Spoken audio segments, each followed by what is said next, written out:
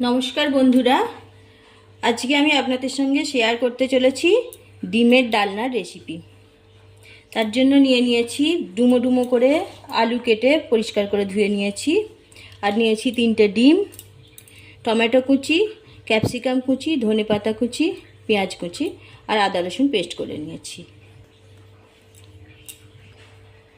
ডিমের ডালনাটা আমি কিভাবে বানাচ্ছি সেটা পুরো ভিডিওটা দেখতে থাকুন এবং আমার চ্যানেলটি সাবস্ক্রাইব করে পাশে থাকুন।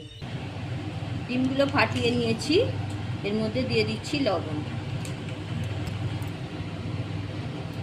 করে কড়াই বসিয়ে কড়াতে তেল দিয়ে দিয়েছি। এবার ডিমগুলো প্রথমে ডিমগুলো ভেজে নেব।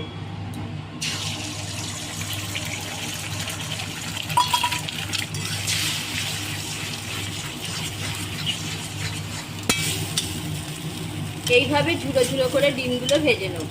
ডিমগুলো ভাজা হয়ে এসেছে, খুব বেশি কড়া করে আমি ভাজবো না। ডিমগুলো ভাজা হয়ে গেছে, এবার একটা পাত্রে ঢেলে রাখবো। এবার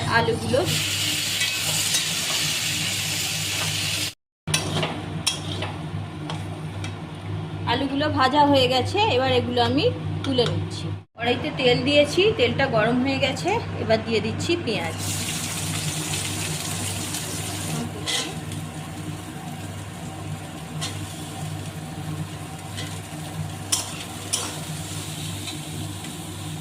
টমেটো কুচি,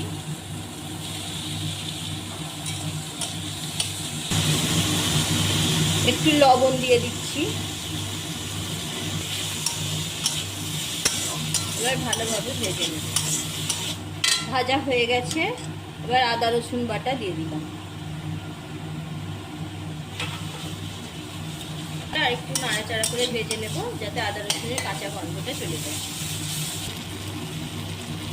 দিয়ে দিচ্ছি অল্প একটু চিনি, হলুদ গুঁড়ো,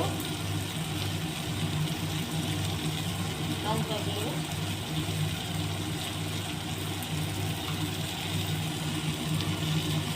জিরা গুঁড়ো, একটু লাল লঙ্কার গুঁড়ো দিয়ে দিচ্ছি। এবার মশলাটাকে ভালোভাবে কষিয়ে নেব।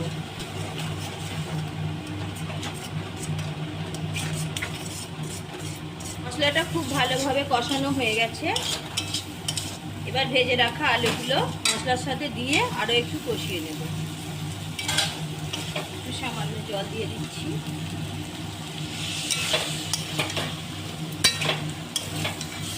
মশলার সঙ্গে আলুগুলো কষানো হয়ে গেছে, এবার একটু লবণ অল্প করে দিয়ে দিলাম। এবার জল দিয়ে একটা ঢাকনা দিয়ে সিদ্ধ হতে দেব।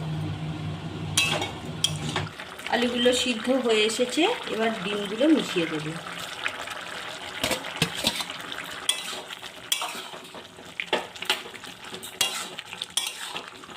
ডিমগুলো মিশিয়ে ভালোভাবে নাড়াচাড়া করে দেব। ডিমের ডালনা হয়ে এসেছে, এবার ধনেপাতা কুচি ছড়িয়ে দিচ্ছি।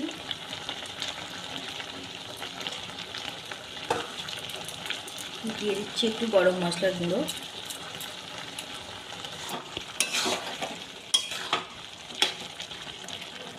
গ্যাসের ফ্লেমটা অফ করে দিলাম। রেসিপিটা কেমন লাগলো কমেন্ট করে জানাবেন, লাইক এবং শেয়ার করে দেবেন।